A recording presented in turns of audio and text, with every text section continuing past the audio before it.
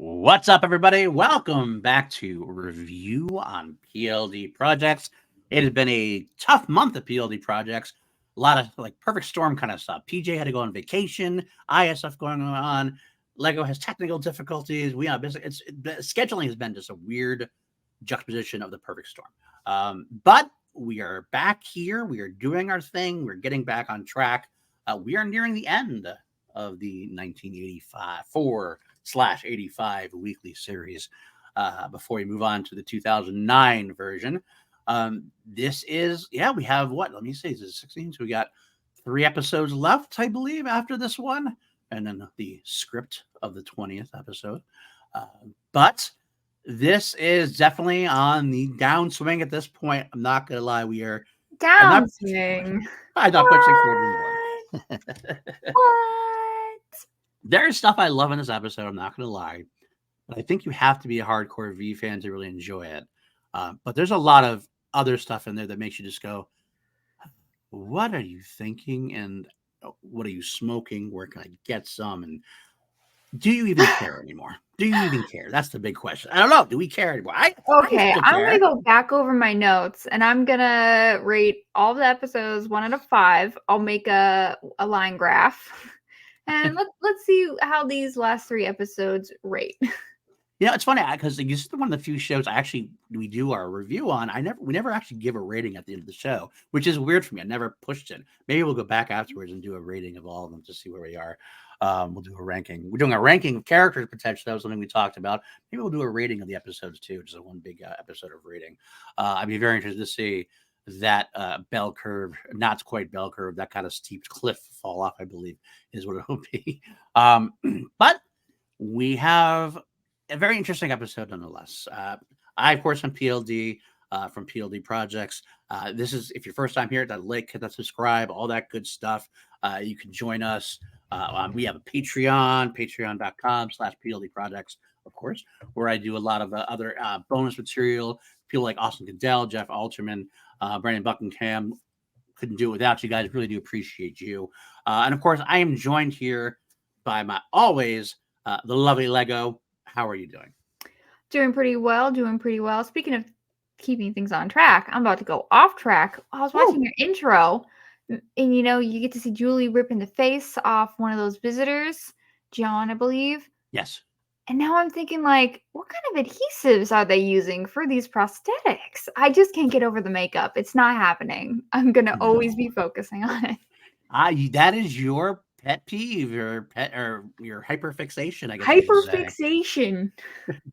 And I'm here for it because it's funny because you do hyperfixate on things that I don't. I would pass it by. But then when you bring it up, I'm kind of like, what are they doing there? I've not done a lot of makeup work, but I've done some stuff in some student movies and such.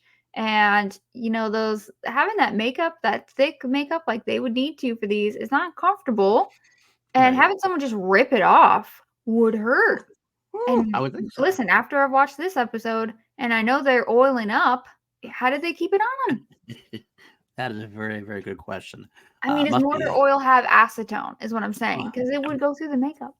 I would think it would. You would think that. I don't know. Maybe they have some kind of special lizard thing with I don't know. I'm still making things up now, like they do. So they think about it as much as I am. So I guess I could have been on the writing team. I would have a whole episode devoted to the economy, the makeup-based economy. It's a makeup-based economy. That is what the visitors live on. Would one episode be enough? That's the question. No. And they would all be dressed like that Mad Max pesticide person. Yes. That would be perfect. That's a perfect choice. I like that. All right. So let's begin the episode. We have Donovan, Willy, and Kyle. We know where Resistance is getting a little trim now. Willy's coming out on missions with them, even though a couple episodes he died. But he's back. He's good. No worries. We actually do not have Julie or Elizabeth in this episode. No, they're off up north. They're up north. I don't know. I think my headcanon is they're still dealing with the pandemic or the epidemic that's going on up there. They're finishing up that. But Willy never used to go on missions, but we're kind of running a little low on resistance fighters. So. No, he started going on missions. Remember with Elias? You remember Elias? He got Who? melted, I don't. disintegrated, Disintegrated? vanished in Vanished? a red effect. Written The off? Yeah, basically. yeah, yeah, that thing, that one right there. What you just said. The written offer. Uh, But well, he, go he ahead. he is getting he does have intel, and this is not the first time. This is at least the third time that I could recollect that he's gotten an informant. He keeps getting his informants killed though, so I don't know why they keep going to him. Well, at least this time he didn't get he didn't get killed. He didn't Yeah, I get need to killed get this time. That's shot true. though. He does get shot. He does it. There's a lot of shooting in this episode. This is a very I don't know, not scary is not the right word, violent episode, but there's a little bit of damage done There in was this some gun episode. violence. Yeah, there's definitely some gun violence in here. We open up, they're searching for this MacGuffin device here. Or it's kind of a MacGuffin. I mean, it's not the whole episode's based around it, but it's definitely we just need to look for something. So they make up this mentamorph, which supposedly, if installed right, will be able to like mind control everyone. Very sci-fi. Was that the tropes. plot? Because I lost the plot, even though I watched the episode twice, like 6 times. That's the thing. That's not even the plot. That's like the MacGuffin part of just the beginning part. Like to me, that would like Chekhov's thingamajig. I'm like kind of thinking to myself, I'm like, okay, if that's the case and they have this thing, shouldn't this actually be a full episode about this and like try to disarm it? Something. This is just the drawing it out to And get Donovan and Willie supposedly Kyle it in can the open. there's something Diana has that can take out a 5-mile radius, like destroy it. What is that? Why is the button not working? I have many follow-up questions. I wrote that exact thing too. If they can vaporize 5 miles, why aren't they like vaporizing the Club Creole area? Why aren't they like they should just be doing that? There's no reason not to at this point. You're at war. You're at war, Diana. You're at war. And why are they even at war? This is your food. Right. We are I mean, 16 episodes in. I should not have these questions. That's true. That's true. So Don, Willie, and Kyle, they find what appears to be the mentamorph, but then it's revealed that Diana has been setting a trap for them. Wait, can we just pause for a second? Yeah. Okay. See, here's the thing. These dumb boys keep hiding behind cars as if that's an actual hiding space. There's cameras everywhere. There's guards everywhere. I don't know if you know this about cars. They have windows that are Yeah. see-through. Yeah, they do. And if you shoot the wrong place, it can explode. Absolutely. And especially considering the mothership has some great cameras. They get pretty good shots of them hiding behind Because cars. they have aerial stuff, It's like good. views, and Like now they learned roofs are the winning stance. right, They got right. the high ground. They get the high ground pretty much, and that's it. You mean you look at the screen of the mothership, it's like a perfect shot. Like they're right next to them too. It's like you're miles up in the sky, and you could have that kind of camera. There's no way you should be losing this war at any point in any way, shape, or form. And it's revealed that Diana is setting a trap for them, even though Philip and Lydia are unaware. Shocking. There's some chicanery going on between Diana and Lydia, as far as who's in control, who's really in control. And side note, Diana's hair is so big. Her height, she had to get her license changed to add 6 inches to it legally. This might be the biggest her hair ever has been. I think it is. Like it is like there is a layer upon a layer upon a layer, and it's like wow. And the ozone is now gone from the amount of hairspray, because this is the 80s. They had that like can hairspray, right? Yep. Or like aerosol. Yeah, like the ozone is gone now because of her.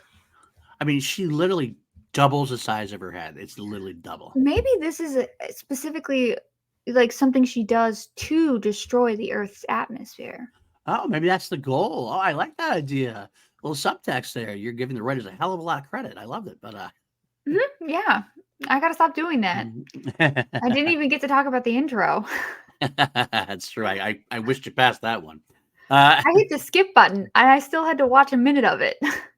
That is strange. That is very strange. I agree. They do not have it lined up very well. I was like, wow, why am I still seeing this? Even I was skipping at this point.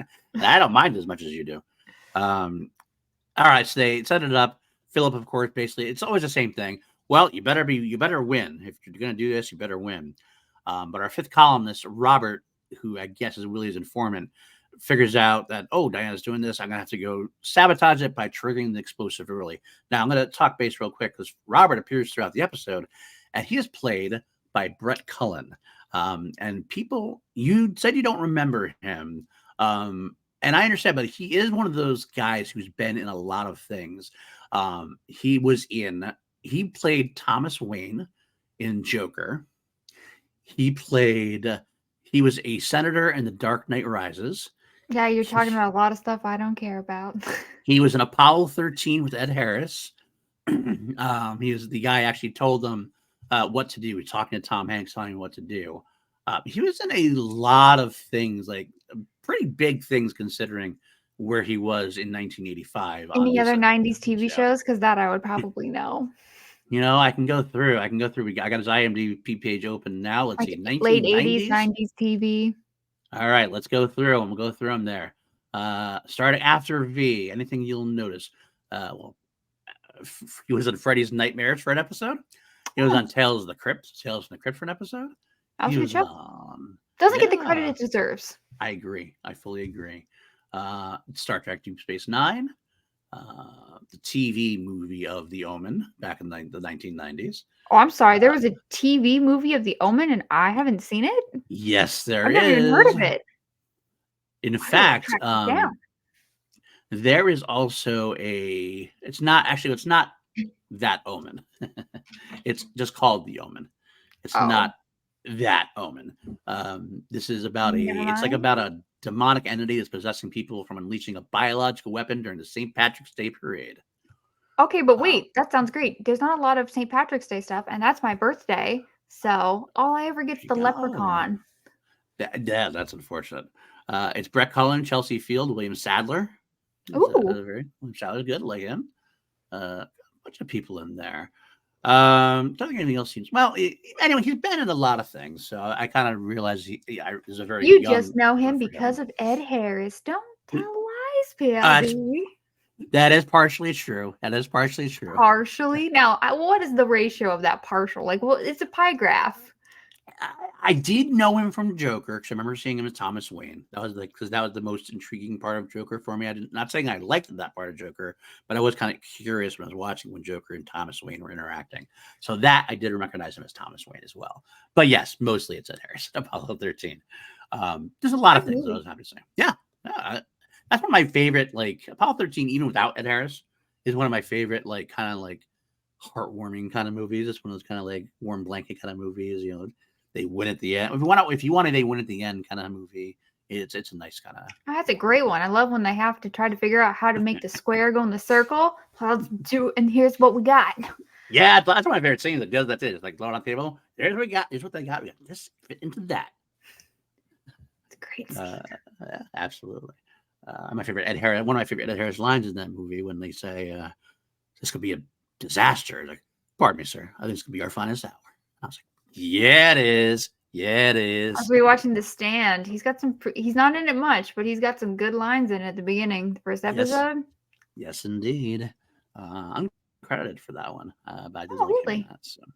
Yeah, I don't know why. I'm not sure why. Maybe it is a favor, or I don't know. Maybe it's kind of one of those. Could have been a union thing or something, possibly. I don't know. But anyway, back to that. Brett Cullen, Thomas Wayne here.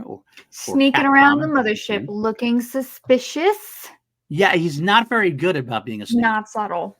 He is standing behind Diana going, and then he walks out.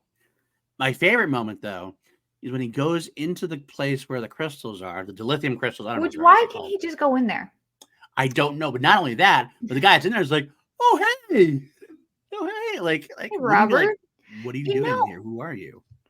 All of the visitors we see, like in the background, just seem like the biggest homebodies, just like nice people you meet at a bar, and not even a bar where people are like intoxicated, but like it's early in the night and people are just gathered around, or like maybe at like a parade or something.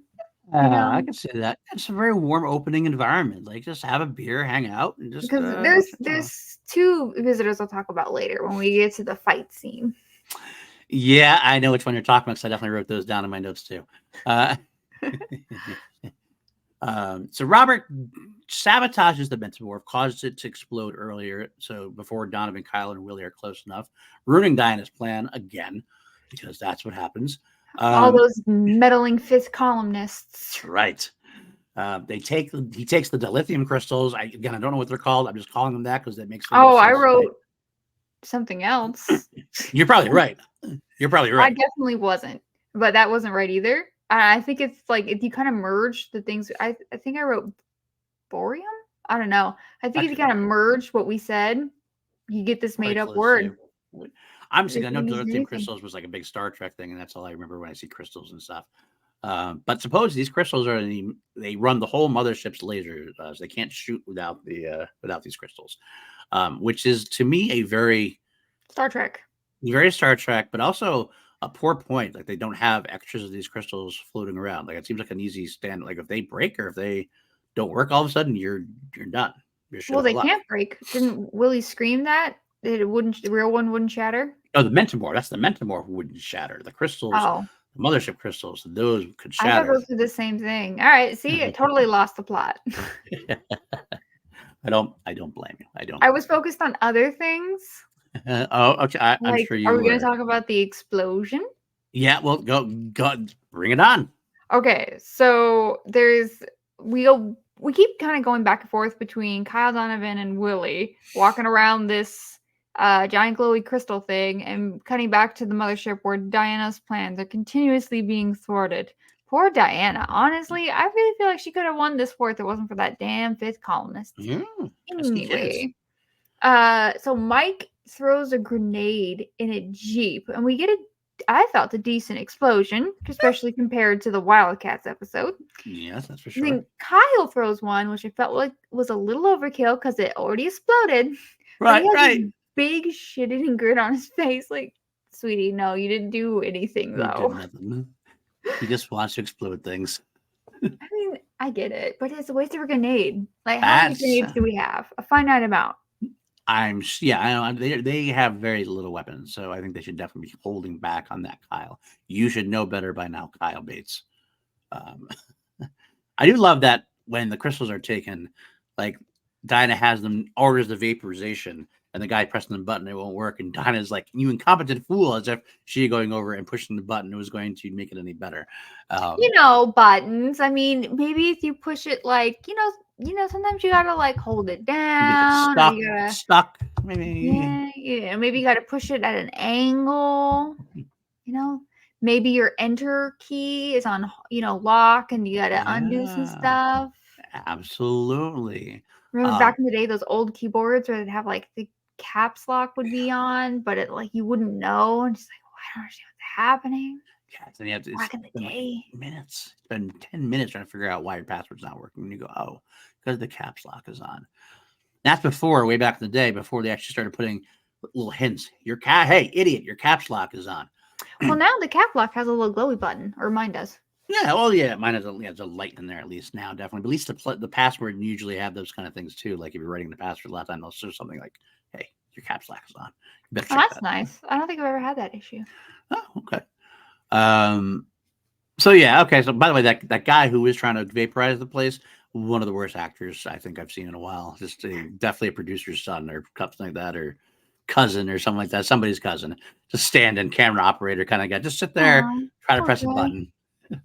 Try to press a button. I See what didn't. happens. I felt bad for him. He made me think of Colin from Ted Lasso. That is that's you know what? I'm looking at him right now. Not too far off. Not too Right? far off. Not too far off. Okay, so Robert goes, he gets the crystals, and he goes to get Glenda, who is Prego. Big time Prego. And that led me to a bunch of different thoughts in my head. We've been here before, PLD. Like a pregnant visitor. Do they hold but she's showing it like a human. Like I could get by this. I can get by this. I did. Later on, there's more stuff that happens. I'm kind of like, this does not work. This doesn't work. But right now, all we know that there's a visitor officer who's Prego and has to run. Great, as we say. I guess obviously this is to get us to empathize with the visitors and their plight. We've had a, pregnant wife and husband episode before. I Yes, we wasn't a have. big fan of that plot. I remember that. I remember I'm that. not a big fan of this plot in general. However, you know what we're gonna end up getting in this episode, PLD? Oh, I know. I've been waiting to let you get very excited over it. I've PLD, been waiting PLD, for this. PLD. We're gonna give my boy, my doula. We're gonna give my Willy little is doula. proving himself his real true calling as a He is doula. totally doula. Totally doula. I think when they messed up on the translating and switched him over to, English and the mothership in LA, I think he was supposed didn't he learn Arabic? I think he Yeah, was for Saudi supposed to Arabia. be a doula on that mothership. That's probably what he was supposed to be. You can't convince me otherwise. I will Um, not be convinced.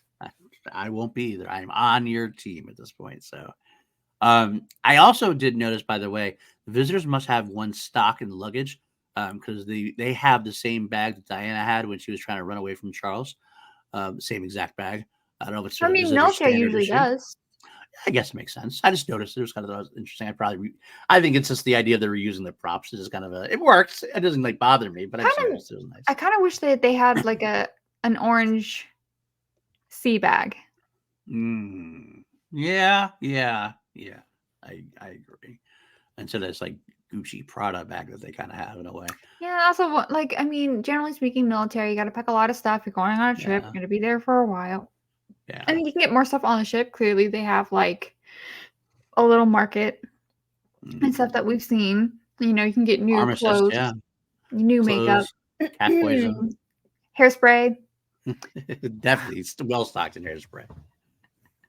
Now, do you think that they got these things like they came to Earth and they were a little bit more natural looking? And because I mean, Diana was, and then she saw Earth fashion and she's like, "Oh, I gotta get on this." Well, yeah, for the big power women in this world, they have the big hair. I'm gonna show them. You want to see big hair? I'll show you big hair. I don't have hair, so I want to make sure I show you this hair is gonna be huge. I mean, man, if that was her, I wouldn't do. I mean, first of all, they can't have her do any stunts because you can't get the stunt double's hair that high. No, you And then couldn't. secondly, you can't have any kind of pyrotechnics around this woman. She No. she would go up faster than Elvira. Uh-huh. Faster than Michael Jackson. It'd be a bad day on the fleet deck for Diana at that point. And I think like she'd be I gotta feel like the hair the size it was this episode, it's almost like wearing one of those bubbles around you though. Like she wouldn't like she'd bounce to the wall and she like probably bounce the hair would go first. And Oh so she no, would I'm just bounce thinking it's off. more like a crown, LD. This thing is hard and Okay. it is heavy. Interesting. I see I've never had my hair that big. I wouldn't know. I have no I've idea. I've spiked my hair and it required it required flavor-free gelatin and a blow dryer and quite a bit of time. And Do you have someone else to hold it because I do you couldn't. do you have these pictures? Thank God no. Very unfortunate. Very unfortunate. But I did win a costume contest, and that is what mattered. Absolutely worth it then. Okay, so Donovan, Willy, and Kyle, they make their way from the Mentamorph and find themselves in some kind of abandoned mechanic Warehouse? shop, warehouse. I don't know what it was. The open garage with a lot of random boxes in there. And they take their moment to chill, I guess, which is fine, I guess. It does lead to actually one of those. I like to point out the really good moments in the show for me when I see Uh-oh. them. There was a good moment in the show, I thought. I did like that Willy felt depressed about like screwing up. Yeah. When it kind of felt like very real and true to his character that because he is kind of like a clumsy, klutzy kind of guy and does like he's always been. Like I remember all the way back when he Mhm. was falling things left. So like him getting to the point where like, no, I should leave. Like I can't be doing this all the time. Yeah, I'll go find a cave somewhere. That was kind of funny. That was a huge, but it's very, very Willy too. It And is. The poor boy's down on himself. He's a cast out. He feels alone and he recognizes that he's different, so he can't really ever fully fit in. But I do think he's kind of conflating him being a visitor with him being kind of a ditz. Yeah, you're right. But you know what? That's true to life in a way though, because thoughts like this, especially depression, things get conflagrated and like they get kind of like complex things added onto each other. So he's like being clumsy and fooling around leads to Donovan saying, you're one of us, and that leads to that next like, no, I'm Oh, not Mike. No, Mike, I'm can we not. pause though when he Yeah. says you're one of us? We get like a close up of Donovan smiling, then a close up of Kyle smiling, then a close up of Willing lamenting, and then it Hmm. kind of just holds on these tight frames of them making these faces in silence that should have been cut, clearly Yes. should have been cut. And it Yes. was very, it's not even, that's not even a soap opera thing. That I don't know what that is. Soap opera-ish, but yeah, no, No, I because get in a you. soap opera, there would be kind of an intense music playing. There would Oh, be more of an expression, more animated. It wouldn't just be on a smiling moment in silence. yeah. Even a soap opera would do better than that, PLD. Wow, that's wow. I I mean, you're said what probably not I wrong, did. but that's. I said what I said. But I do like the moment overall. It gives Robert England a nice chance to shine briefly, and that's very rare, and even in this show at this point, even in the whole thing at this point. So I will take my positives where I can get them at this point.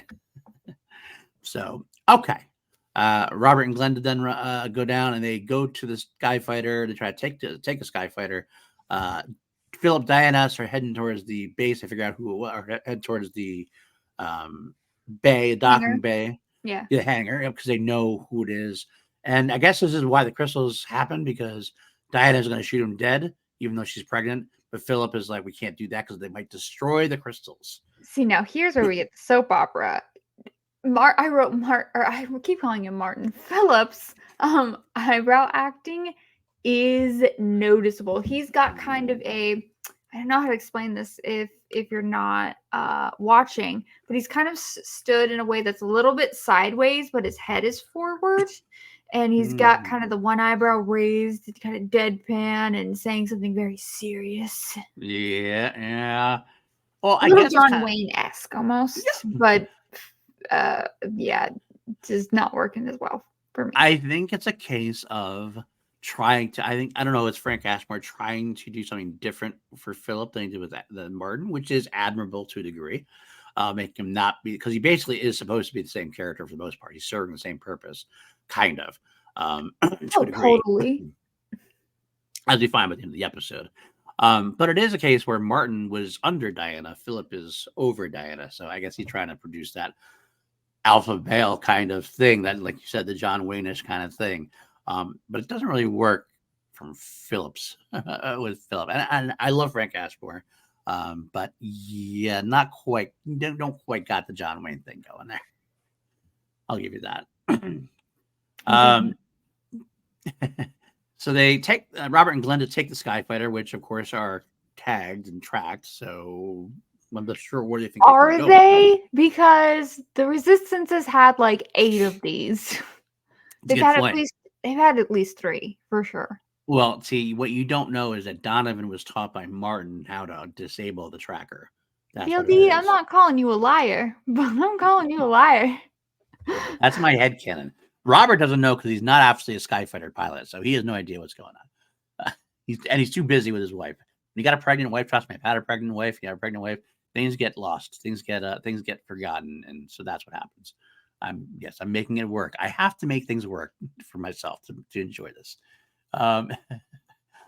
Then we get the introduction to Angela, um, which is this scene felt so out of place in this show to a degree.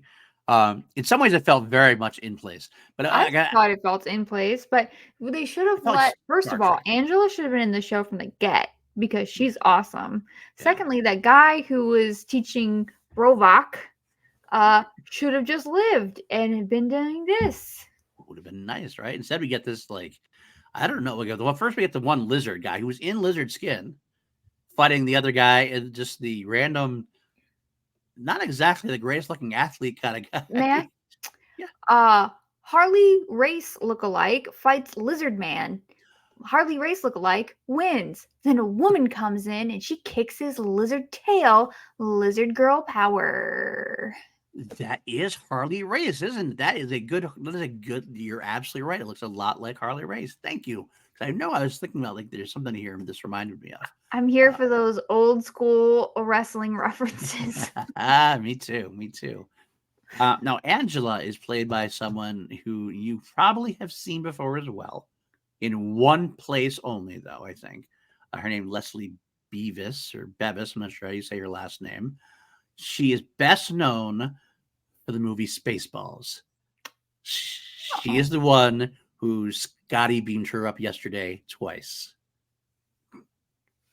That's a very specific. Yes. But did she come out with her head turned around? You think? No. Not quite. I probably don't think so. I think she seemed to enjoy it quite a bit. So I'm sure Scotty would have enjoyed that too. That's true. Scotty was definitely an interesting cat there in Spaceballs. So. I'm just saying. Lizard power, though, lizard girl power. Yes, she kicks Harley Race's ass. Until, of course, Philip shows up and steps in. And then he kicks her ass. Philip has to show who, because he's boss. He's his. We learned that he trained her. And we got an interesting conversation with her. It talked at one point. I remember if it was now or if it was later on. I remember reading in my notes how she was from a small village, and the army had like wiped out their village, and they took her in, and it's like, so is she part of like a resistance type, like of their own people kind of thing? Like, I almost wanted to know more about the visitor homeworld policy. Yes, I'm thinking it was more of a child. Well, how do I want to phrase this?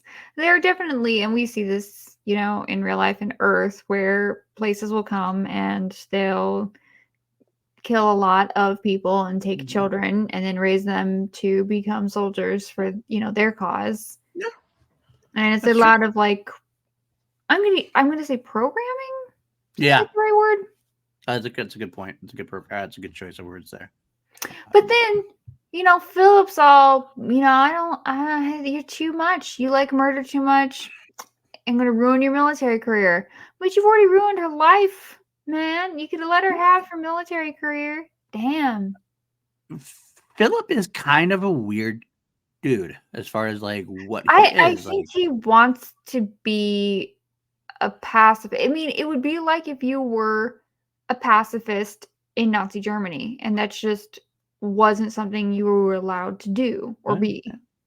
I mean, because you're doing your best in your system, I guess. Great warrior, but he does not like to kill and everything else, which is against a lot of his other compatriots are. Because he's a man on an island, as we've seen from all the visitors we've seen pretty much as far as like, especially the military visitors.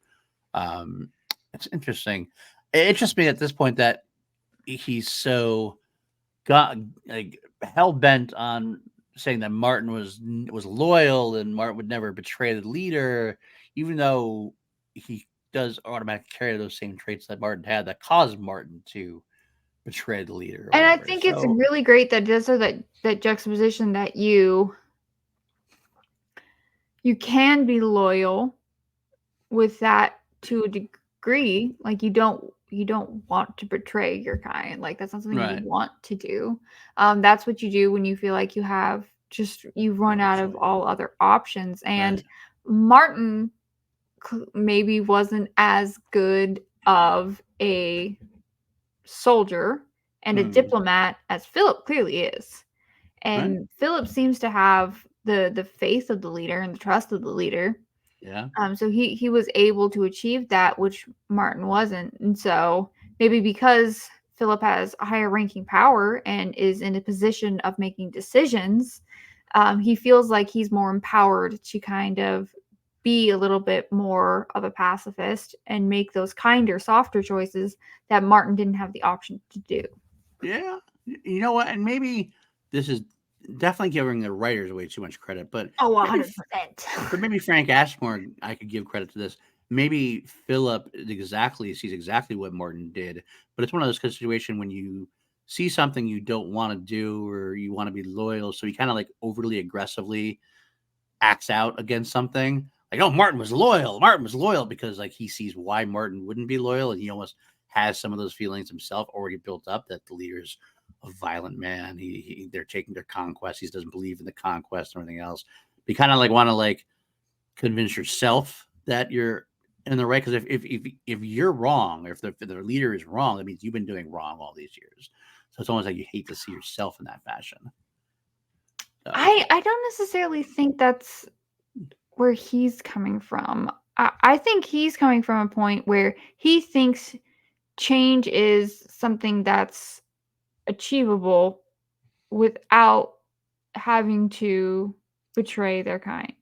Whereas I don't think Martin thought that. And you might be right, but at the same time, we know from everything we've heard about the leader is one bad dude. And like, so it feels like if Philip's smart enough to understand that.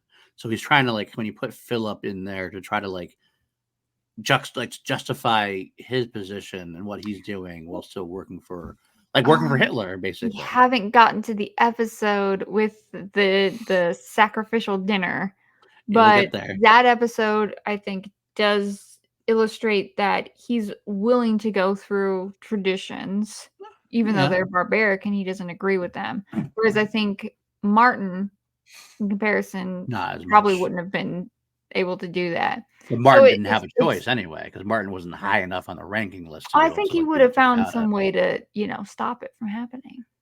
Maybe, but it would have been surreptitiously. He wouldn't have had the ability to just put the kibosh on. He might. No, that's what I'm saying. I think he would have found a way to like undermine things. That I can see. Yeah. Whereas I think Philip would just let it happen, but just be unhappy about it. Right. That makes sense. We are putting way too much time and energy into this Martin and Philip thing, because much more than the writer and director. I'm loving it too, and I'm here for it. We're just doing much more than the writers ever gave a care about doing it for. So somebody had to do it. It had to be us. But it did lead to what we were mentioning before, and was one of my favorite lines in the whole episode. And Philip leaves angrily because Angela's going to be assigned to his team to go to track down Donovan.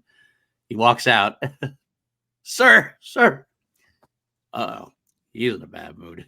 I loved it. It was giving Halloween Michael Myers Revenge Cops. Yeah, it was. It definitely was. I kind of wish Halloween Michael Myers Revenge Cops were in it for the same amount of time that these guys were, but I digress. Oh, come on. You like the sound effects? I just want to know what the note was. Or did like the editor sneak it in? Because I'm just saying, if I was an editor, I would sneak stuff in. Yeah, of course you would. Of course. So would I. Or maybe that was something that was put in to help ensure like a lower rating. Like, come on, it's a comedy. Right. Yeah. Oh, okay. Halloween 5. Anyway, we'd have a whole episode about that at some point. But going back, all right. So Diana, obviously, it feels like it's never really said overtly, but it feels like Diana brought Angela in specifically, knowing their background. I don't think so. I think she saw this as an opportunity, and boy, oh boy, did she go for it. See, I think Diana went so far as to bring her aboard to be like, Angela's on this mothership because Diana knows that you're giving the writers way too much credit. I'm giving Diana too much credit. That's what I'm trying to. How dare you? Diana's the best. I'm trying to give her the credit, not the writers. That's what I'm trying to say. Not too much credit. I'm trying to give her credit where she deserves credit. She deserves a win right now, for Christ's sake. That's for sure. I mean, at this point, I want her to win the war. She's worked hard for it. She really has. It was reminding me of. Did you watch the Hanna-Barbera Justice League where they would like cut to like the Legion of Doom in the swamp? Yes. I felt like that's what it should have been whenever we cut to the mothership. And she's Lex Luthor presiding over all these idiots. I love it. Okay, so they jump down. Donovan and Kyle talking about Willy. They see the Skyfighter, which is, of course, all of a sudden, I guess it was shot. Maybe. Either that, they just reused the footage and they didn't have any of their footage they wanted to use. Like, I have no idea. We'll pretend that they're shot. How about that? Why didn't anyone follow them? Or maybe they ran out of... Nope. I have no idea. Maybe that they were able to get that flyer because it was being worked on. Maybe, and that's what went down because yeah, that could be. Or maybe it's because they pulled out the chip. Or he thought he That's pulled out the tracker, but he didn't. He pulled out something else. because Robert, I don't think Robert's very smart with Skyfighter maintenance. I don't believe he knows what he's doing there, to be honest with you. So I think I that mean, might I be it. wouldn't. I wouldn't Relatable. either. Absolutely. I do find it very ironic, or not ironic, is the wrong word, convenient. Isn't it ironic? Don't you think? Very convenient that they fly and crash down right where Donovan and Willie and Kyle are. Of all places to go down. I assumed it's intentional and they were waiting for them, but then they were surprised. I'm like, nope, never mind. Too much credit. Too much credit. Too much credit. That's exactly it. Like I would say, oh, Robert's going to go down there where Willie is because they've had connection. Robert told Willie about the metamorph. They have some kind of, oh, they're running. Where are you? I'll show you where I am. But no, then they have to play it off that they were surprised. And it's like, so how? I wish I had a deck of cards. I would just toss them. Flip the table. That's that point. Not quite there. Not quite there. It's just more Yeah, like, I give up. I'm not going to give this up.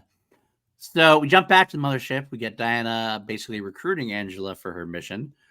Doing that very her with what she wants. It was a great scene. It was. Diana is so flirtatious. Always. So I'm saying that they should have been here together the whole time. Would have been great. And then all those times where Diana was like flirting with men to get what she wanted, it would have been a whole new, deeper layer to it. Man, I could make this show so good. Absolutely. I mean, she could have been there instead of James, to be honest with you. Who? Exactly. Where has he been? I replaced him with Angela. Angela is now the new Lieutenant Angela now. That would actually been good. That would have been good. Although there is a scene we're going to have to talk about with James in an upcoming episode, the fight sequence, but we'll talk about that when we get there. It's one of my favorites to talk about. I don't notice hair or makeup like you do, but I notice it in this particular moment. Oh, I didn't notice it. Huh. Yep. All right. So we go back down to Earth, and we see Robert and Glenda with Donovan and Kyle, and they go into the little shop with Willie. We see Philip and Angela land with a bunch of troopers and with a nice eye tracker like Laird from back in the Christmas episode. Look, it's continuity. In fact, there's so much continuity that the tracker footage that the eye thing gets is exactly the same that Laird used, just flipped. Oh, really? I didn't remember that at all. I just heard, hey, look, Philip has the They Live sunglasses. It is that's a good point. It was when Laird was tracking the Elizabeth clone, the Christmas episode. Yeah, I remember what you're talking about now, but that just did not pop into my mind when I was watching it. So it is exactly the same thing as that, just they flipped the cell, which I actually like. Wow, they actually tried to do something to make it look a little bit different instead of giving the exact same Donovan on a horse with a laser gun shot that they do in the horseback fight scene. But during this, of course, Angela starts poking the bear, having a fight over Martin. Angela basically coming clean about Martin, and Philip not buying it and taunting her and basically getting angry about it. But they agree to disagree. They agree to move on and still continue to, go on mission. But now we're at your favorite moment at this point, I think. This is when Willie the doula just starts taking over. It actually wasn't my favorite moment. However, that comes a little bit later. But yes. So Kyle, Donovan, and Willie help Robert and Glenda because Glenda's in labor at this point. And we do know that the little dragon is going to need a wand too, which is a role model. And they decide to name that Willy, which I thought was very sweet. I thought it was kind of fun that Donovan mentioned he only ever helped give, with his when his wife was in labor with his son. Right. Kyle seems kind of interested, but like really freaked out, which is what I would be. He's like, "Don't we need water?" Willie's like, "No water." No water. Willie has doula powers have fully activated. But I love that when they ask Willie to be the one to, Willie says, "I'm gonna have a baby." Yeah, I like actually that he goes because he asks him about being a want to, and his first thought he's in full doula mode. He's like, right, he needs a want to. I suggest Mike Donovan.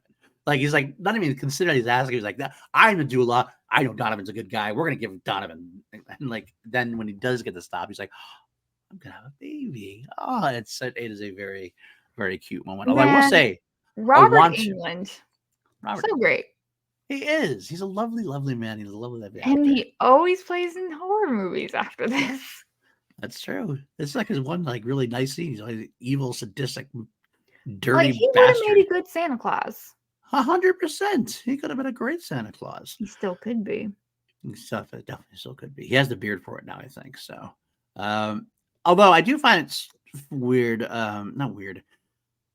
When they start talking about a want to, I was like waiting for it. And Donovan comes out with like, when Donovan goes, a role model. I thought for sure he was going to say a godfather. I thought that too. I was waiting for it. And I was a little like, oh, okay. Oh, yeah. And then it was like somehow confidently he goes, he's like, And then I think they end up changing it to uncle. Yeah, like an uncle kind of thing, which is that's fine too. I do love that. It really gets his moment. Now, next up, I got to talk about is we see Glenda on the ground or on the mattresses. There are some mattresses there. I don't know. We don't know why there's mattresses there actually. Listen, PLD. Magic. Magic, exactly. Do- Oh, by the way, I never actually told you. Glenda, played by Wendy Fulton. I mentioned it. You don't know Wendy Fulton, but you do know her husband. She is married and has been for a long time, since 1983, to Dwight Schultz.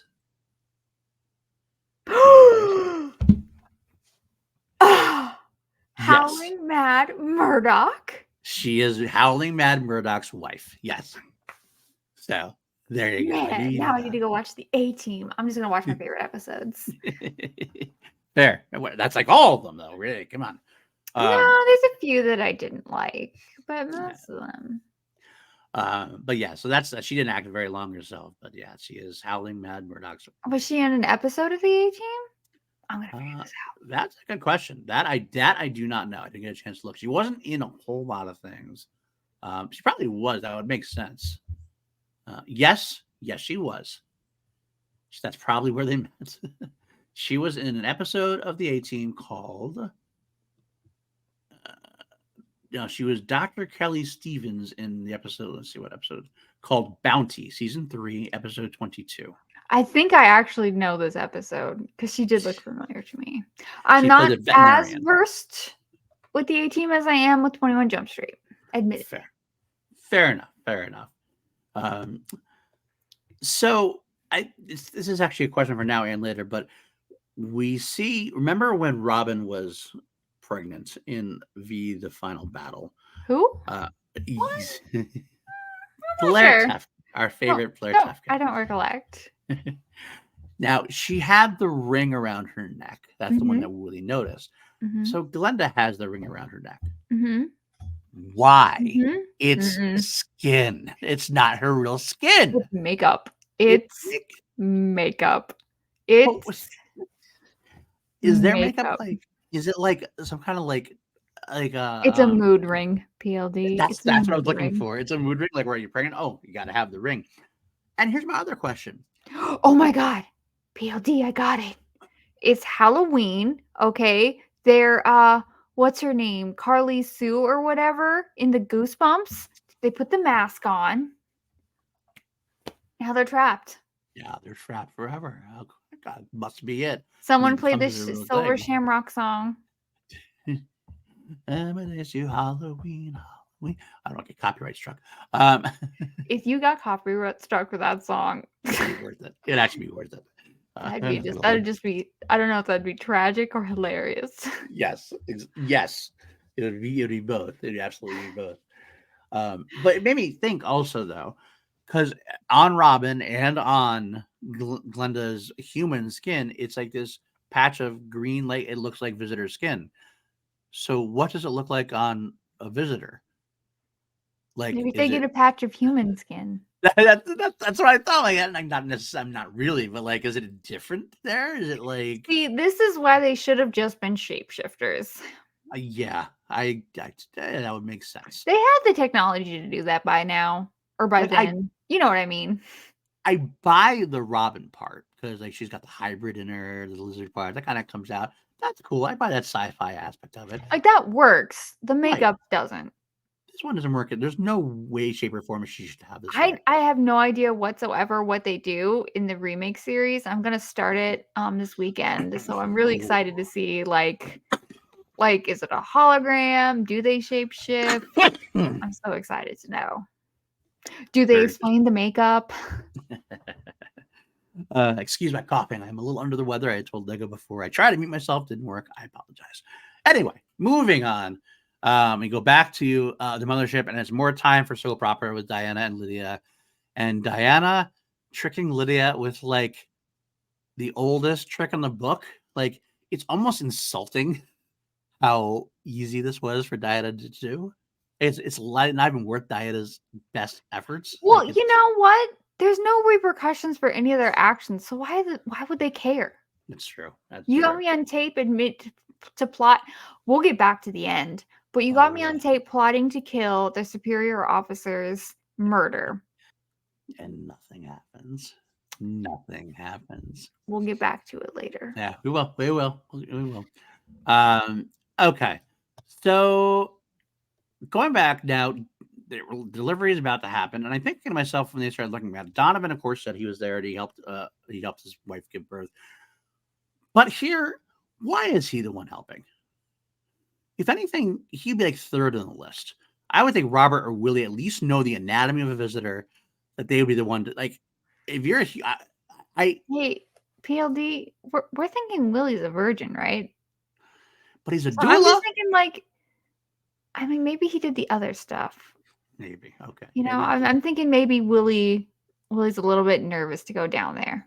Oh, maybe. And Donovan was the one willing. He's the one that's a dirty job, but somebody's got to do it. Okay. And I'm told that dads don't want to go down there, you know, to see the egg come out. So see the egg come out. Yeah, that was the whole other point. Now, like we're gonna have her give birth like a human, but give birth to an egg.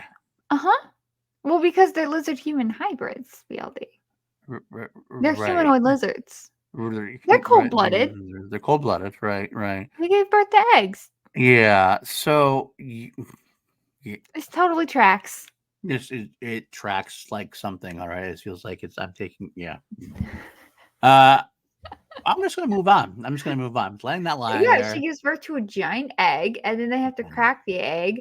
Of course, Kyle though, it's an egg. Oh, this I've got to see. I felt this episode was very me and Kyle. We had the same reactions to things. Yeah, he was very endearing this episode. It's actually amazing to me what Kyle is like when you get him away from Elizabeth a little bit. He let him. I feel like he doesn't come back to Elizabeth until the last episode. Pretty close. I think pretty close to it. Because a lot of the episodes aren't really. Yeah, because like the next one has him, but like the one episode is Kyle and Elizabeth's light episode anyway. So if I'm being honest, I don't like Elizabeth. So I'm like, I just want to watch Donovan, Kyle, and Diana and Willy just doing nonsense with Angela. Yeah, Angela would have been a great addition.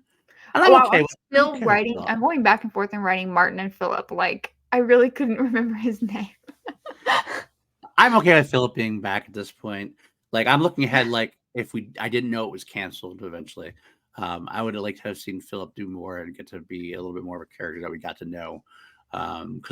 Mainly because of the stuff we were making up, but we could have seen Philip's the best character on the show. From what we were saying, absolutely. Our in-depth analysis has some interesting places you can go in terms of character and depth. Whereas, and at this point, he's the only one who actually has kind of any, motivating plot. Right. The rest of the plot, basically, I need to stay alive. I need to win this war. That's but like that's what the motivation has been from the first episode. You can only go so far with that. You need like an actual way to write an episode and have the character do something. And I feel like Philip's the only one who has that. You mean like Donovan having a son? Who? He talks about Sean in this very episode. He didn't name him. I wrote it down too. The unnamed child. The unnamed child. I wrote talk to Sean. He just said kid. Just said kid. That's true. That's true. I said so if they got a new season, Are we thinking they recast him? Sean again? Oh, Are hell we yeah. recasting Sean? Oh yeah, probably. Oh And yeah, do I we would. even keep like, oh man, I feel like we got so many. Do we think that he ends up going back to the farm family and just has the Donovan? daughter and the hot redheaded wife? Look, we're gonna have a very big conversation after the script reading of episode 20, which you have not read yet, and I'm glad you haven't, because I still want to see reactions to some of the stuff that they pull off, because it does have hints to where the season 2 would have gone, and we haven't had a long conversation after that's over about that. We'll give we can pitch where our seasons would have gone, maybe. Uh, but you might not be far off in some of your thoughts potentially. I think. I think myself. Anyway, Do we think that so the writers remember that his kid's name is Sean? you think that's why they Is didn't that put why in the they keep script? not naming him? That might be it. That might be it. I I I, I wouldn't put it past them if they went, we haven't talked about this kid in forever. Like if we name them, the audience might not remember who he is. So we just don't even say his name. Yes, 100%. He's Yes. not coming back. We don't want to bring him too much into it, Uh so they Willy break open the egg with help from Donovan, and we get a reusage of prop. It's the little alien baby from V the Final Battle. It's still Uh, kinda cute. Still cute. Yeah, for having been out for a year, it's still pretty good. Animatronic works pretty well. I'm loving it. It's fine. Um, it's nice. But of course, the happiness can't last forever. Philip tracks down, and Kyle tells Donovan about it. One of my favorite parts of the episode is Donovan comes out and sees Philip and is like, what? It's Martin. All confused. The funniest part about it to me, though, is Philip sees them after Donovan sees them. So Donovan's like staring, and Philip sees them, and then he like takes his gun and gets into a hiding spot. And Donovan still goes out like after. Like Donovan doesn't like see this and go, maybe I should sit. He's just gonna go walk right out towards him at that point. Martin. It's Martin. You know Martin. Martin's a great guy. Martin's our Yeah. friend. We saw him die. We got questions. Are there ghosts now? PLD, are there ghosts? Maybe dynamic experiments have touched the other side. They got ghosts now. I love it. But and then we get the biggest standoff between Philip and company on one side, Donovan and Kyle on the other. Robert getting flustered right away. Doesn't take long to crack this guy. This guy is not a guy you want to have Well, secrets. he does something on the mothership that required him to be in the. He's like a pilot. Maybe I don't know. I don't know what he is. He's a fifth columnist who's a traitor to his people. And he steals the lithium crystals.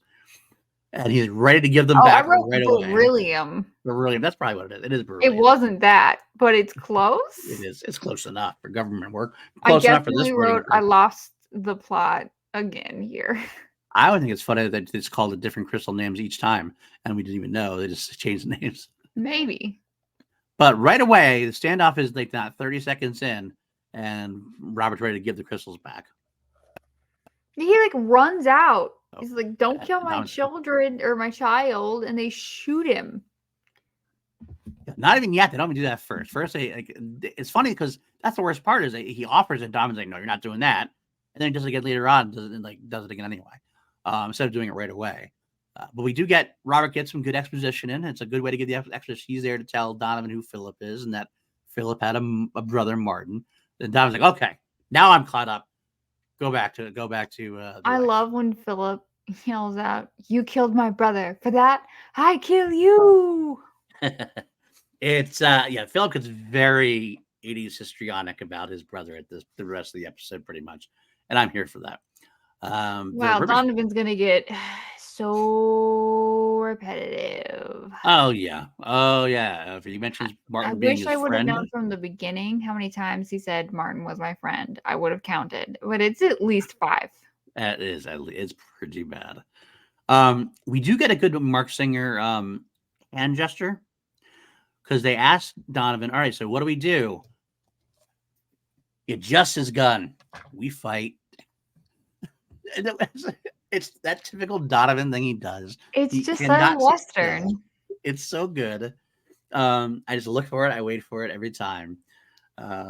It's Mark Singer is again a national treasure as always. Good on Well, Mark. he's not Nick Cage. Let's not go that far. He is a TV. He's a lesser version of Nick Cage as far as that goes.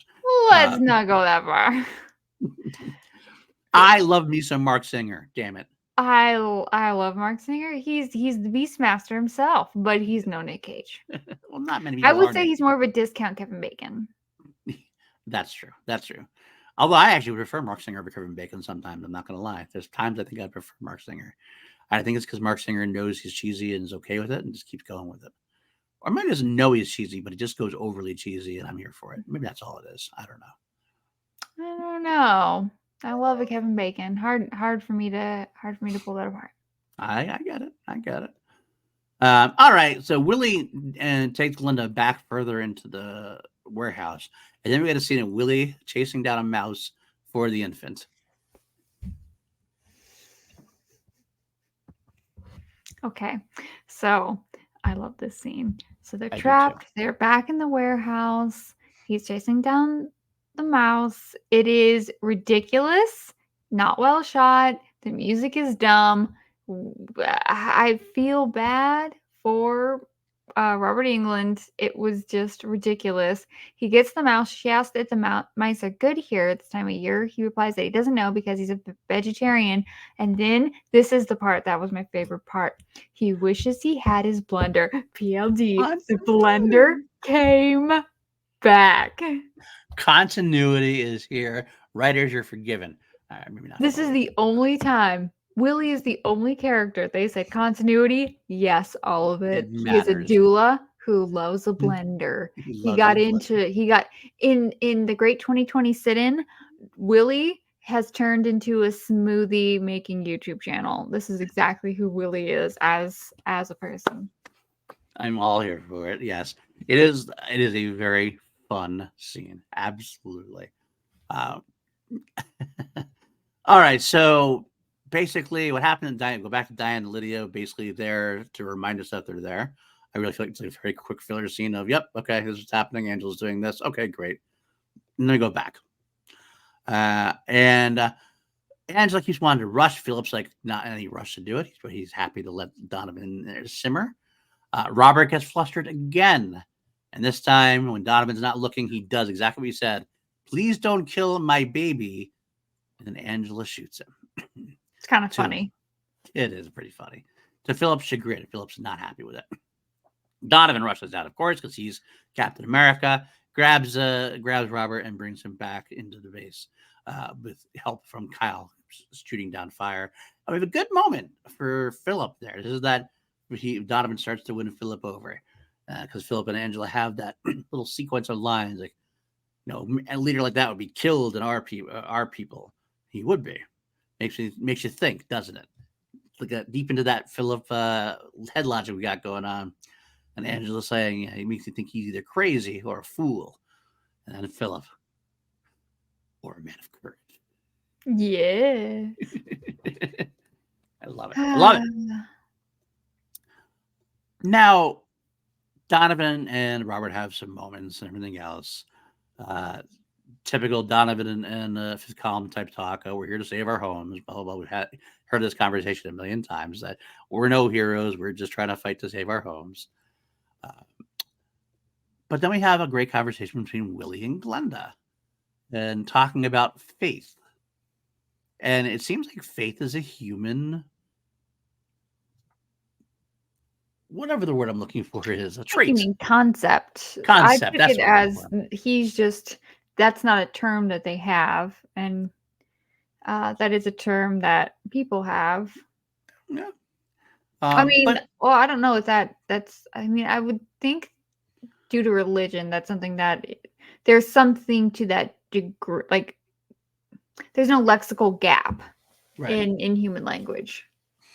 Yeah, that would be. Yes. But they do have religion in their Fairy Mary Zonmas. Yeah, so in their culture, so it seems like there shouldn't be a lexical gap for them either. So I just felt this was heavy-handed, and I actually didn't like this scene at all. Oh, okay, that's fine. I didn't not like it. I get why you didn't like it. I understand that. I just like more Willy, I guess, and Willy gets a lot in this episode, so I'll skip past that. Then at that point, Semantics are important to me, PLD. that's fine. I know they are. And we've That's why I heard have you Diana use the word it's fine. here. You please continue. Go ahead. We've heard Diana use the word face. I'm almost 100% sure. Yeah, I think you're right too. Like I can see her face when she said it. Like it happened.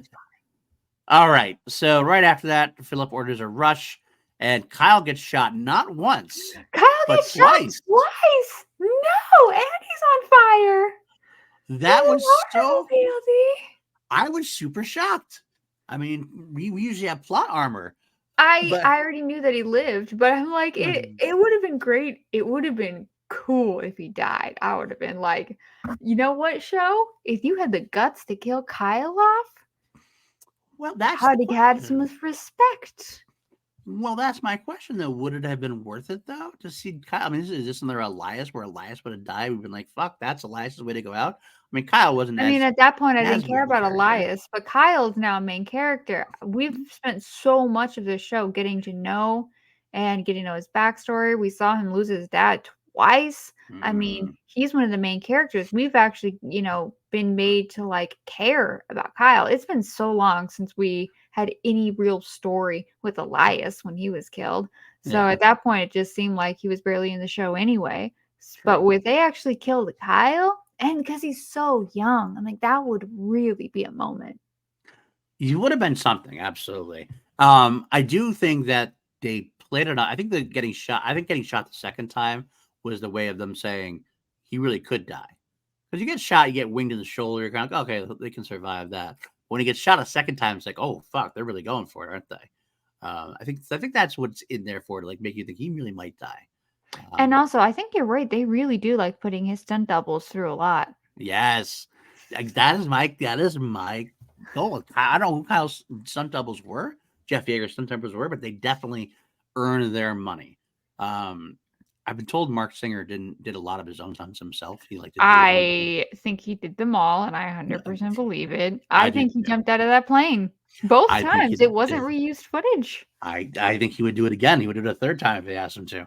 I did want to. In case he was a stunt, maybe Donovan stunt double is probably the most overpaid person. Like he just sat there like drinking coffee and smoking a cigarette, waiting to be called on. But Jeff Yeager's stunt double, that's a guy who earned his paycheck for sure. All right, we move in, and then we have the moment where Philip and Donovan kind of get this little back and forth going, and of course, it comes down to there's going to be a one-on-one situation. If Donovan beats Philip, supposedly the visitors will let everybody go. If Philip beats Donovan, then I guess everybody's dead at that point because Angela's going to let her bloodlust go wild. Now, I will say one of the best 80s archetypal kind of macho moment happens here with Donovan. When Robert says, Philip was a great warrior on our planet. We're not on your planet now. We're on mine. Yeah, it's a great quip. Buffy. As if that matters. As if that matters at all. He doesn't have any home field advantage. He's stronger than you. He's Superman. I know. That's the funniest part about it. Like, I'm like, this is such a great delivered line. Donovan delivers it well. It's good, but it's like in the back of my head, I'm kind of like, so yeah, what? Dumb. I loved it. I would have liked if they maybe planted the metal pipe there. Right. Or something. Now we get basically Donovan versus Philip, and let me tell you, just a few episodes ago now, it seems like forever ago at this point, we had Donovan versus Charles. And what a different battle that was. Charles basically whooped Donovan's ass. Now, Philip, a great warrior from their home planet, basically gets his ass kicked by Donovan. I mean, he's doing pretty good. He did okay. I thought. He did okay. Kicked him in the head. It was a great kick, too. That was a great kick. But compared to how Charles was dominating, and Charles pretty much dominated that whole fight, Philip loses the fight. Donovan beating Charles for Donovan was escaping out the back door. Donovan actually gets to stand out. I mean, I guess writing wise, you had to have him beat Philip in this I was guy. gonna say, yeah, but PLD, we gotta have a show. Right. I know, exactly. So I feel like there could have been definitely a better way for them to have won. I don't know how it would have been necessarily. Definitely without him saying Martin was my friend for the 500th time. I mean, he just kept saying it. It's like he was one of those toys with a pull string, and that's the only thing he could say. Mm-hmm. He was definitely Woody from Toy Story at that point. Um, Like, at least Woody had a few lines. that's There's true. a snake in my boots. Martin does. Martin, I just did it. I just did it there. Haha. Philip does have quite a few nice martial arts stances. He does. I did like those. I will give her that. And Frank Ashmore's stunt double definitely does a nice like little. I think it's funny that he twirls the piper out like it's this great weapon, and then just I starts mean, like, he trying did a to. great twirl. But then he just turns into like try to like a thug try to beat him up with it afterwards. It's like the first Star Wars. Exactly, it's exactly what it is. I was like, okay, that's what we're doing. Dun, dun. And of course, well, there we go. Donovan wins the fight, but does not kill Philip. Does not kill Philip. And Philip respects him all of a sudden. This is the best moment of the episode. Not best moment, I guess. The most important part of the episode. Did you not hear the part about the blender? That's why I switched to the most important part. Did you not hear the part about the blender? As far as the overall story moving forward. All right, sure, fine, whatever. I'll keep clarifying if I have to. I understand your blender love. Because I know Willy doesn't get another blender. He likes two things. Your blender love, I know. Of course, Angela does try to kill them both, but it's up to Glenda, who decides to walk out and shoot Angela dead. She comes out of nowhere, shoots her in the head. No one's gonna kill my baby, then just walks away. Where has she been the whole time? Dumb. Also, great aim, but dumb. I hated that. I did too. I really thought it was the worst ending they could have had. Even like Willy doing it would have been better. At least like Willy having like taking control of the situation or something. Have some like an actual like emotional reaction. Oh yeah, that too. Absolutely. And not just like shooting someone in the head and then walking away. Willy would have had a more emotional reaction, I think. Glenda's just kind of like, okay, we're done. So interestingly, Philip then decides to destroy the crystals, so the mothership can't use its lasers. And apparently, there was that throwaway line where Philip had brought all the skyfighters back in to form a perimeter to protect the mothership because the mothership couldn't fire its lasers. So I guess that does some good work for the resistance. The skyfighters aren't out around looking for them at this point. Also, you can just crush the crystals by stepping on them. Yes, see, they are very easily destroyed. Okay. Yeah. Well, Philip and Mike take hands, and they go, and then we get our first baby bath in motor oil that we mentioned earlier on. Rock salt and motor oil. It helps soothe the scales. Yes. Now I'm gonna go ahead and PSA. I don't know this, but I don't think you should wash your lizards in rock salt and motor oil. That seems like a no. Yeah, I'm actually curious, like what they would do. Like, I wonder if people saw this and decided to try that with their own like pet lizards, and really did damage or not. Who knows? I mean, a kid could have seen that and gone, "Oh, maybe that's good for the. Let me get some motor oil and rock salt and bathe my lizard." Very irresponsible filmmaking, V. Although it's a cute little dragon. It is a cute little dragon. Yeah, it is true. The littlest dragon, as it were. The titular littlest dragon. So we go back to the mothership, and we have that moment where we talked about earlier, which is so frustrating. First of all, Dinah doesn't even wait for Angela to come back out. The plan is, of course, we didn't really talk about the plan. The plan was she got Lydia on tape conspiring to have Angela kill Philip and bring Philip's body back, and hopefully Donovan as well. Dinah doesn't even wait for Angela to get off the ship. She just automatically has the guards arrest her. There's another thing. I thought I heard before Philip gets out of the ship I thought I heard Lydia say that must be Angela in Philip's body. Yes, Did because that there make was. sense? Yes, it did, because there was a moment before where where Diana told, because Lydia, she got Lydia on tape. There was a small little sequence in there where Lydia was back with Diana, and Diana shows who Angela is and says that Angela can kill Philip while on the mission, and no one will be the wiser. So that Angela will return. She knows Lydia told do it. So it's Lydia's idea to have Angela kill Philip and bring back the body, even though it's Diana's idea. Oh, okay, so with Philip's body. All Right. right. Angela's supposed to bring Philip's body back for burial or whatever. I don't know. Either or space burial, you know. So Dad starts arresting her for ordering the murder of the Inspector General. So yeah, And but the thing is, she did order the murder of the Inspector General. Generally speaking, in most cultures, plotting the murder of a higher ranking official is a yes, crime. is a She crime. did commit and Yes, should be arrested for. absolutely. And that should be the end of the episode. But it's No, not. it's not. And maybe it's because Philip knows in his heart of hearts that their cause and the resistance cause is better served for Diana and Lydia fighting amongst themselves than actually having Diana have full You reign know against them. what, PLD? I don't know if maybe I'm dumb and didn't get that, or you're so much smarter than the writers, but that absolutely works. You can thwart your own missions by having these dumb women well, actually, they're not. Well, I don't know about Lydia. Diana's not, but the fifth column's thwarting her. Like, I think she Right. could have won this war herself. Absolutely. We just need her to be Diana needs to be distracted, and Lydia is a great distraction for Diana. Diana just needs to not have so many people working below her. She was working by herself. This would have been done.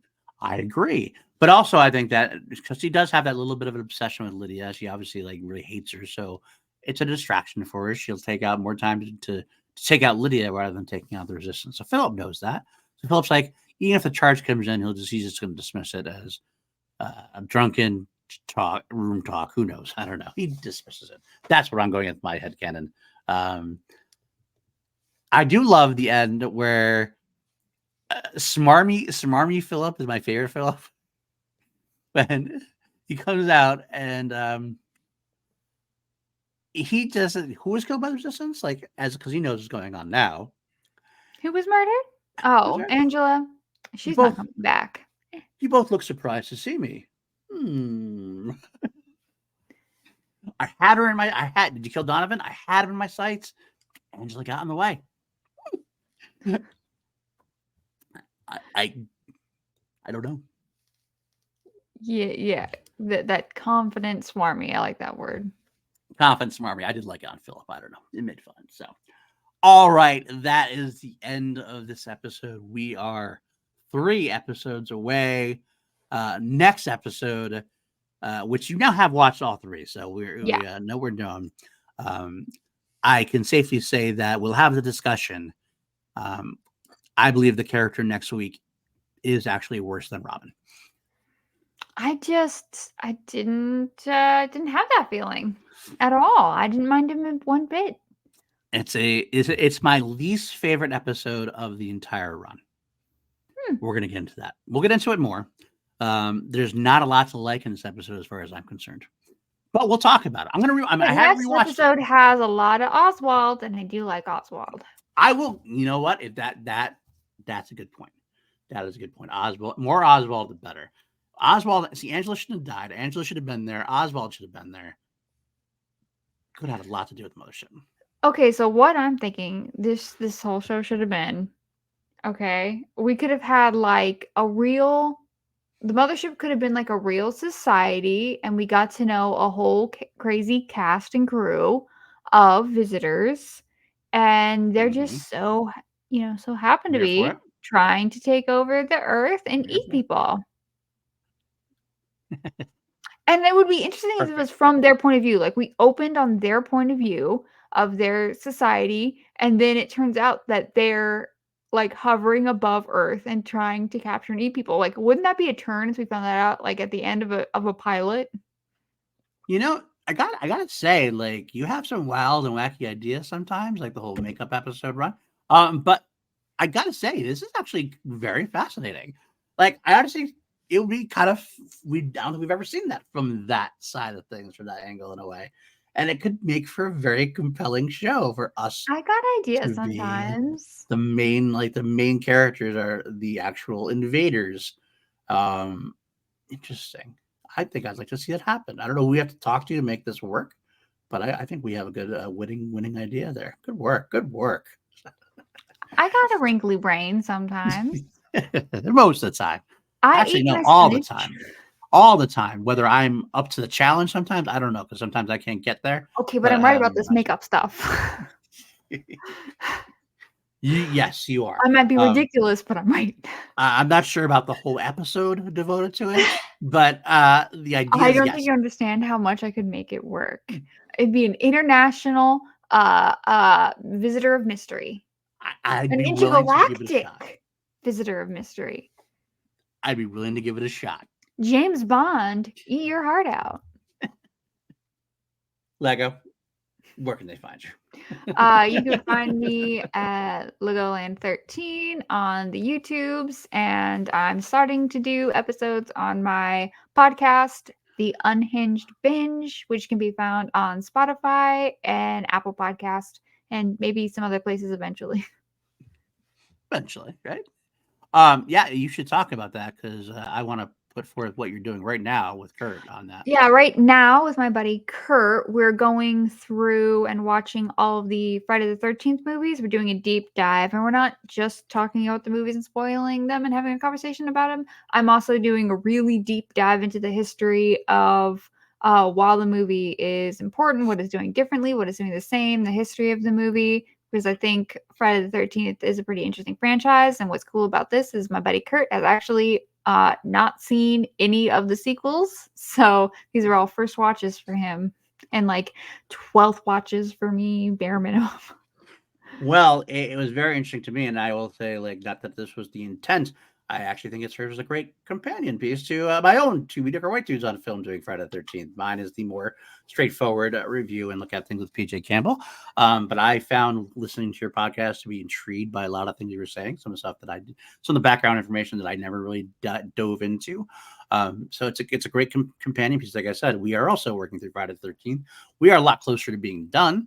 This week, we are actually, technically speaking, we are finishing up this week, Friday the 13th, 2009, the remake. That's what we're covering. Although we are going to go on to cover Never Hike Alone and Never Hike Alone 2. Oh man, those are two of the better ones. I'm trying to Yes. get Kurt to watch Return of the Living Dead because we Oh, all know I yes. love with Tom Matthews. Tom Matthews. Exactly. And that's why we're watching Never Hike Alone. Obviously, Tom Matthews makes his return. And there's a lot of great fan films Wasn't out there a there. third one, Never Hike in the Snow? I think, if I remember correctly, PJ knows this better than I do as far as I think like there was, but they got all, it was really like 3 small episodes that are put into one. Yeah, it definitely Um, picks up. Like and right. there's So interconnectedness. there's only, I think there's only, if they're, I think they're set now in 2 movies, but Never Hike Alone in the Snow is part of one of them now. I think it's what it is now. I have to Okay. look and see. We'll find I out haven't soon. watched them in a while. I just Right. remember something was called Never Hike in the Snow or something like So, that. we'll have that conversation soon. But we decided we wanted to cover that because PJ loves those films, and I enjoy them too. I figured, well, They're good. Did you watch the one that picked up with Tina and Nightmare one, the yes, doctor? I did watch that one as well. Was it any good? Because it didn't look good. That one was not very good, but the Womp Stomp did do a good one though, because I don't think that was Womp Stomp, like that. Who's the one who did the Never Hike Alone? But Womp Yeah. Stomp did do a Freddy one as well. Yes, that that picks picked up up from with Freddy's New Nightmare. Yeah. which that one was very good. I gotta say. Yeah, And I thought that was pretty good. considering that it's very, very tough to slide into Robert Englund's shoes for Freddy. You know, I don't think it's as tough as people want to say. I just think you really need the right tone and writing for Freddy. And it could, I think I'm one of the only people I've heard have this opinion. I just really don't think what's his name in the remake. Jackie Earl Haley. I just don't think that he was the right choice. I think, well, you just said yourself, it's about the writing, and I think that Jackie Earl Haley with the right writing could have been the right choice. He's always, it's like Jack Nicholson in The Shining. You know? He's always Jackie Earl Haley. He doesn't give me that kind of fun, charismatic, like, I like the killing, but I'm having a good time and I can have a laugh. And, he seems like Freddy seems like someone you could have a beer with. Jackie Earl Haley in his best, and even if you're watching, what was that movie he was in with Nick Cage? I think it was The Retirement Plan, maybe. Like, even something Yeah. where he's doing something that's supposed to be more fun, he still just seems like homicidal and angry, like Joe Pesci. I'm gonna disagree a little bit because I want to also point out the fact that the Nightmare on Elm Street remake doesn't allow for a very fun Freddy. They're trying to That's true, but I'm comparing this to other roles I've seen him in. That's fair. I That's just fair. I just don't think that he was the right one for it. I mean, could there have been a better choice? Probably. I also think if you're gonna do that, I mean, does it need to be Freddy? Can't you have a different dream demon? Well, that's an interesting choice. That'd be an interesting way to do it because Because that's I mean, like, absolutely a way you could go on and continue the series is by doing somebody else. But would people accept it? Because you go to Nightmare on Elm Street, you want to see Freddy. You go to Nightmare on Elm Street to see somebody else. It's like, I mean, I don't know. It could be, it could work potentially depending on how it's done. But I think that they have a but lot of also, mountain to climb. okay, so 1978. Mhm. Halloween birthed Right. the mad slasher, and I mean that, Right. the mentally ill slasher craze from, 78 to about 84 Right. when we get Nightmare on Elm Street. Right. I think there's, generally speaking, a reason that we don't have a man escapes a institution and goes on a killing spree today because, one, that has happened maybe once or twice in the history of the world. That's just not a thing that's happening, and Right. it's a little bit, in bad taste and kinda Right. ableist, so we probably don't wanna make movies like that anymore because they carry a lot of real world stigma and harm. Right. Um, Equally, 1984, we have a movie that implies that a child murderer, I'm using the word murderer here heavily because some other Mm-hmm. stuff too, generally speaking, when people are murdering children, there is a secondary, more perverse layer to that, Mm-hmm. and it's heavily implied in the movie, not explicit. It Mm-hmm. was explicit in the remake. I think that is the biggest downfall of the remake. I fully agree. You can't But cheer on that. I also think that Freddy doesn't work today at all Mm. because of that. And I think you need a different story. I mean, I'm not saying it would be a bad thing. I'm just I saying, think it would be cool if there was something like that. Oh my gosh. Like, okay, obviously this wouldn't be what you would do, but for example, like Salem witch trials, you have, innocent people who are burned at the stake. What if that one of them became a dream demon? But like in some sort of like modern way, almost like Candyman for slightly more modern, but I don't know what it would be today exactly, but something like that. I think it'd be a cool thing to try. I just don't know if it would be successful. I think it'd be hard for people to get over the Freddiness of it. Because if you're gonna not have Freddy in it, then why are you doing it? Why aren't you just doing a different story entirely? And he's a dream demon. I mean, Oh, but I it get is it where you're Nightmare coming on from. Elm Street. They Right. really pigeonholed themselves into Yeah. one film. Exactly. They really did.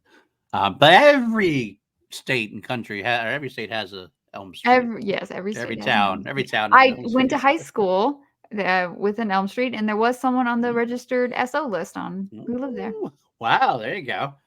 We have an Elm Street in our area too. I don't know about the Solus. I haven't looked at that as far as Elm Street goes. I should check that out and find out. I'll let you. I'll report back at some point. But either way, yeah. So that's exact. So we broke off into a tangent, obviously there. But Friday 13th on Unhinged Binge is great. Friday 13th on 2 Meter Away 2 is almost done as well. We will be getting into Nightmare probably by the end of the year. We're gonna do a couple of things in between. We did owe our patron Kelly. We're gonna do the John Wick series for her.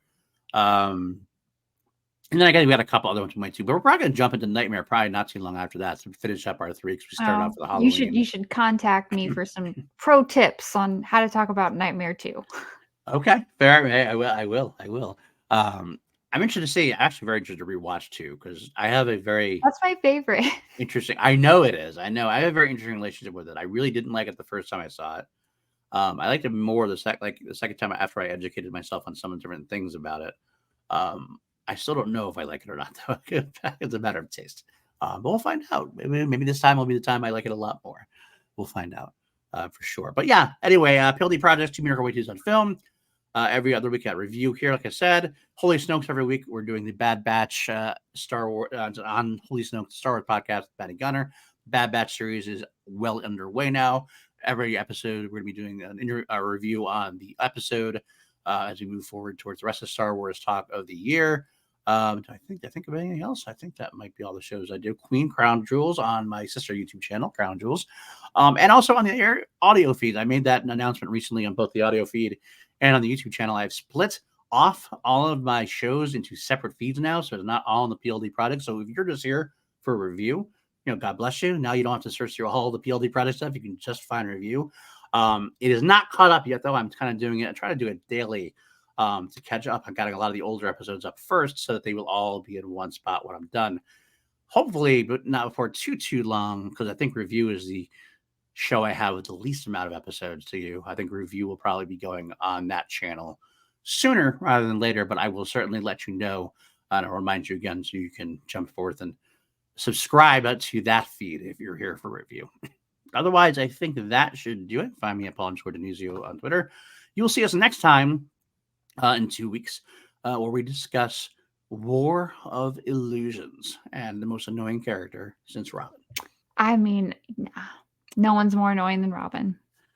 The only thing I'll give this person is that I only have to saw him in one episode. That's the only thing I'll give him. Wow, you really...